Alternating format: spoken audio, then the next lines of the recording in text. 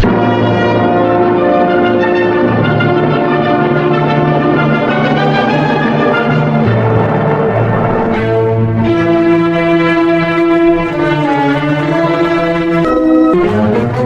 semuanya, apa kabar? Pastinya kabar baik, bukan? Bersama saya Romeo Dir Junior di channel yang spesial membahas tentang video-video apologet Kristen dan video-video kesaksian Kristen yang berasal dari sumber-sumber data yang terpercaya dan valid. Alright folks, this is Harris Sultan. One of the biggest conundrums of multiculturalism is how to deal with those people who leave their home countries behind and move to Western nations, yet somehow are always ungrateful and not even happy to be there. I mean, slogans like, love the country you live in, or live in the country you love, or if you don't like it here, then go back, have become really, really popular. But still, for some reason, these people are having this cognitive dissonance where they've left their home country behind for whatever reason and moved to Western countries that have given them amazing lifestyles, amazing opportunities, lifted their quality of life. But still, they try to turn it into the country that they left behind. It's so counterintuitive. It doesn't make any sense. And it's happening all across the board in every single Western country. We've seen them in Britain, like this guy, and it's only one tiny example of hundreds of these videos that I've already played to you. Look at this guy. Of Birmingham will not tolerate the disrespect of our Prophet, peace be upon him, and there will be outcomes from your actions. You will have repercussions for your actions. We have been trained from birth that we must defend the honor of our Prophet, and we will lay our life on the line. This is a very primitive, barbaric, Pakistani behavior. You wouldn't expect someone who was born and raised in England to behave like this. This problem of Islamic extremism, religious extremism, is not just confined to British Muslims. Look at this Australian Muslim threatening an Australian woman that he will kill her if she insults his prophet. Have a listen. Go jump on the treadmill. I'm just having him on my panel so people can see what these people act like. That's all. Go. Well done, lady. You've actually exposed him. Look at him. Look at him. He's telling her that she needs to jump on a treadmill. Bro, look at his face. This is a hybrid human. Look at him. That's a big. You insult my prophet, and you insult my prophet. You insult my prophet. You are executed. You get this when you execute the prophet. When you execute the prophet? You mean when you insult the prophet? What a dumb cousin marriages. Take that. I don't apologize for that. You're disgracing the honor of our prophet. So, I don't know. He sounds Arab, maybe Lebanese. I don't know. He looks semi-retarded. So, the West has imported these people in their millions. And remigration is the only solution. These people are not fit to be living in the West. And not only do they bring all types of social problems to the West, I'm sorry to say this, they actually make it really ugly as well. Look at this. Just the mere aesthetics of your cities go down the drain. Look at them.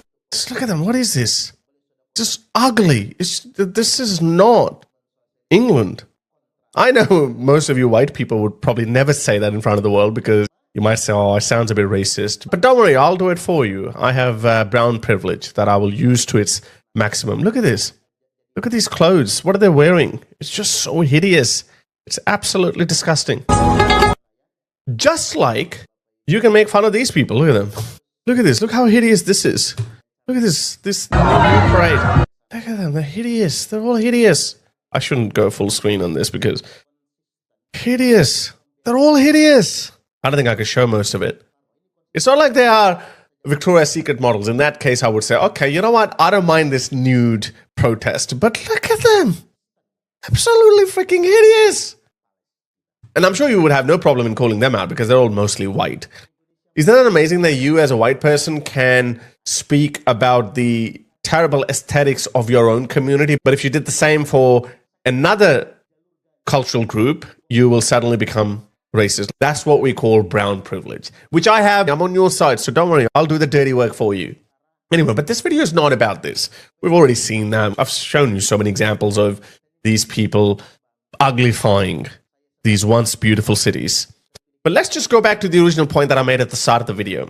Wouldn't it be amazing if all these people who live in the West, yet they are unhappy and want to change it to Afghanistan, Pakistan, or whatever country they came from, just packed up their bags and went back to the country they actually like? Guess what? This concept of remigration is actually not that difficult to achieve. Before I play you the main video, have a listen to this Muslim who's saying that British Muslims should leave Britain because Britain is becoming insufferable for Muslims to live. You're a Muslim, you have no other option but to leave the UK and move to a Muslim country now, because your sisters, your mother, your wife, she isn't safe when she's going outside. Like if your mother, your sister, your wife is wearing the hijab, she wears niqab, she wears abaya, there is a risk she will get attacked. You can't be with her always. I haven't heard of a single physical attack on a Muslim woman because of her abaya or burqa or niqab. Yes, I have seen some videos where some idiots are making derogatory remarks towards Muslim women, which is obviously condemnable and atrocious and should never happen, and no one should ever condone it. But that's what I've seen. What he's saying is barely true. But hey, if you feel that way, then I think Muslims should listen to this guy. And imagine feeling uncomfortable every single time someone leaves the house. Like you cannot live comfortably knowing your family isn't safe.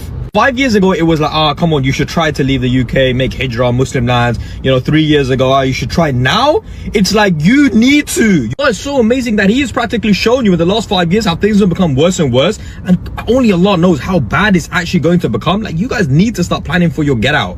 I actually agree with him. It is going to get bad for Muslims in the West. I genuinely believe in that. It's not just because I want that to happen. Look, I don't want Britain to become Islamistan. I just don't want it. I don't think that Islam should gain any more influence in the West than it already has. Even now, it has too much influence. I just don't want it. Call that whatever you want. I don't care. There's nothing wrong with that. Islam does not belong in the West. Islam is not compatible with the West. Have a look at my videos. 137,000 British-born Muslim girls have gone through FGM.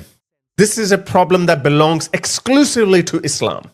300 Muslim girls have been honor killed. 300, all Muslims. Again, another problem that belongs exclusively to Islam. Tens of thousands of forced marriages, acid attacks. A big chunk of these problems belong only to Islam. A huge percentage, and I'm talking about 90% of these crimes, happen to Muslims. These values are not compatible with the West. I'm sorry. In the West, people like to wear short clothes, gamble, drink, call it degeneracy or whatever you want to call it. But it's none of your business.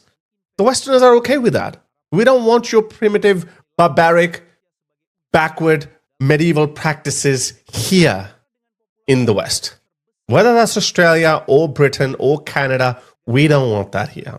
No other culture feels as entitled as Muslims do. Yes, the Chinese have their Chinese New Year. Hindus have Diwali and Holi, whatnot. They also come under extreme criticism. But at the same time, they're not mowing people down with their cars. We're not putting safety bollards because of aggressive Hindus or aggressive Buddhists. We're not having Hindu or Buddhist terrorist attacks in Australia or Britain. Most of the problems that we experience in multiculturalism come from one particular culture. So what do we do with that? Now let me play you this main video. What this guy is saying is actually already happening in France. Nearly 40,000 French Muslims have already left France. 40,000. I was shocked when I heard this number. So let me play you this video. So you also believe that there is some light at the end of the tunnel. We might be able to save Britain. An important researcher, a few actually French researchers, published a book a year ago, and they documented that phenomenon in which, according to which 10,000 families, at least 10,000 families, Muslim families, left the country as a result of the toxic Islamophobic fear in the entire country. So we're talking about families, so it means at least 30, 40,000 people leaving because they can't find a job because they're wearing hijab, or they can't find a job because they wear a beard, or if it's not necessarily related to their professional activities, just because they want to make sure that their children are going to grow up as Muslims, and as such they have to leave the country in order to find another space in which educational institutions are not operating against their system of beliefs. I do have to stop and interrupt because that's the whole point of commentary, because I have to make these points, because I know some of you actually get upset with me for interrupting too much. So you see what is making these people voluntarily leave France? Simple things like banning the burqa. It's not compatible with French values. Sorry, but not sorry. We don't want to look at ninja warriors thinking that a woman, a living, breathing woman, is subjected to wear bin bags in a 35-degree hot day. It's not compatible with any Western country's values. So we're not going to tolerate it, and we're not going to accommodate it. If you don't like it, you can go. So we don't have to deal with it.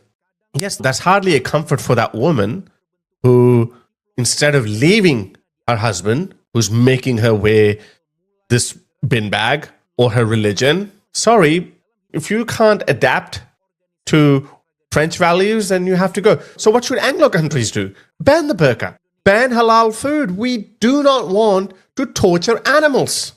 Every study shows that the way Muslims slaughter animals is barbaric, is inhumane, it's cruelty, it's torture for those animals, especially complex animals like cows. Poor cows suffer for up to 3 minutes when they slice their necks in the Islamic way. So that's what we need to do in Britain as well. And Britain is the test case. Britain is the mother of all of our Anglo countries. And it's a test case, it's the battleground. So Britain needs to do this. Just tell me, what is it like to be a Muslim in France? I think the best way to understand the Muslim experience in France is to quickly go through the pieces of legislation and the policies that are applied in here. First of all, hijab is completely banned from any public school, and it's been the case since 2004. Niqab is totally banned from public square. You just can't wear it. Not just in public schools, but actually even outside, anywhere in the public space. That's actually true. As bad as France is, like I've seen some terrible non-French people doing terrible things in the streets of Paris, which is filthy and ugly. I don't recall ever seeing a Muslim woman in the niqab, the full face covering where you can't see anything, you can just see the eyes. I don't think I ever saw that. As hideous as Paris was, there was one less hideous thing in Paris, which was the niqab. Niqab is completely banned. On top of that, we are facing a policy entitled systematic obstruction, which aims at essentially subduing the entire Muslim civil society. What are we concretely talking about? At least 1,000 Muslim organizations were closed down by the state since February 2018. 1,000 Muslim organizations. You know what these Muslim organizations are? Do you know what kind of conversations they are having in those Muslim organizations? Let me show you. See, that's why these interruptions are important, to give you better context. This is the kind of conversations they are having in these organizations. Prophet ﷺ said, do not befriend anyone except a good believer, and do not share your food with anyone except a pious person. So we don't have this wala and this friendship with kuffar. We don't hang out with kuffar. Let's go down and play some pool, Bob. Let's play some Xbox together. You're my friend. There's no wala with the kuffar. I remember. We hate the kuffar, basically. So this guy is an imam, but he's not sitting in a mosque. He's sitting in his office. He runs a Muslim advocacy organization in Britain. So those are the kind of organizations that France shut down. 1,000 of them. That's what we need to do in Britain as well. There's a blueprint model there. Just follow France. I am shocked. 40,000 Muslims voluntarily left. And again, these are those Muslims who want to do really hardcore Islamic things. They want to wear a niqab, a burqa, They probably have a problem with you if they go to work and their coworker is eating a ham sandwich. So these are hardcore ones, not some lipstick Muslims. Those ones are going to be trickier to get rid of, but they're not as problematic as well. I think they will get in line once we control these hardcore Muslims, once we make them go away. At least 30,000 Muslim organizations were harassed by the administration through unexpected raids and controls organized by local authorities. And they would have been asked to give us the receipts. Where are you getting your funding from? That's what they mean by harassment. And make no mistakes, all of these organizations get their fundings from rich Muslim countries. Most Muslim organizations in Germany get their fundings from Turkey. Most Muslim organizations in Britain get their fundings from Saudi Arabia. And when they fund you, then they also tell you to do certain things for them. That's why we have a sudden increase of Salafism in Britain. Even though Pakistanis were not Salafis to begin with. Pakistanis were Deobandis and Barelvis, which is not as extreme as Salafi Islam. But in the 80s and the 90s, the Saudis started pumping in money in Pakistan, in Britain, and even in America as well to some extent through these Muslim organizations. They were actually exporting their brand of Islam. So 30,000 Muslim organizations getting harassed in France, that's a good thing. It's not harassment. They're just trying to find out who is your sponsor, who's your financier, what do they want in return? Show us the receipts. That's a good thing. And if they can't give you the receipts, then shut them down. Just like those other 1,000 Muslim organizations did. By organizations, by Muslim organizations, I do not exclusively mean mosques or Islamic schools. I actually mean any Muslim-run business, for example. Any restaurant or any business run by Muslim could be targeted by that policy. And on top of that, as a result of that same of the systematic obstruction, at least 55 million euros were seized by the administration and lost by the Muslim community. Homeschooling is essentially banned since 2021. That's a very good thing. Homeschooling should be banned, and faith schools should be banned too, which hasn't happened in France yet. We need to do that in Britain as well. So let's put ourselves into the shoes of a Muslim parent. So you can't homeschool your child, which was an option that was heavily favored by a lot of Muslim parents in the country. So you can't do that anymore. If you have some money, you might opt for an Islamic private school, for example. But in the entire... shouldn't have Islamic private schools. I'll tell you this story. It's very important. One of my best friends from Pakistan, he moved to Australia in 2017. And when he came here, he brought his kids as well. And he said, I want to send my kids to an Islamic school. And I obviously said, why would you want to do that? If you love Islam so much, why the hell did you come to a non-Islamic country? Anyway, his wife wore a hijab. So she said, no, we're going to send our kids to an Islamic school. So they took their kids to an Islamic school in Epping in Melbourne. And when they got there, they said, oh boy, we're not sending our kids to this Islamic school. Because these kids went to really nice, westernized, what we call English medium schools in Pakistan. But they were concerned that these normal Australian schools would be somewhat different. So we'll send them to Islamic schools. But Islamic schools, burqas, hijabs, and niqabs, and these really loose clothes, and they were like, what the hell is this? So they didn't end up sending them there. They ended up sending them to normal schools. That's how bad these Islamic schools are. So I don't know why France has actually allowed them. We should definitely not allow Islamic schools in Britain or in Australia. And no, just because we have Christian schools in a Christian country, and by the way, they're not really that extreme. Some of the best schools are Christian schools. We don't have to balance the equation here. Just because we have Christian schools doesn't mean that we have to have Muslim schools as well. I don't think the kind of stuff that they teach in Islamic schools, they teach that in Christian schools. There's no equivalency. Again, if you don't like it, go back. In the country, we have maybe 90 of those schools, and some of those schools are either being closed down right now or at least harassed by the state through the policy that I've described a few minutes ago, the systematic obstruction. But you have the money, and even if you have the money, you have to take a chance and accept the idea that your child at some point might experience a police raid organized by the state. Okay, fine. If you don't have the money or you just don't want your child to go through that traumatic experience, then you actually have to send them through the public educational system from 3 years onwards. And in that system, not only hijab is banned, but prayers as well. No one is praying in any public schools in France. It's completely... Why does your 3 or 4 or 5 or 6 or 7-year-old child has to pray in school? I remember there was an issue in Britain last year where Catherine Birbelsing, I think her name is, she is the principal of one of the best schools in Britain. She took a stand. She said, nope, no prayers allowed.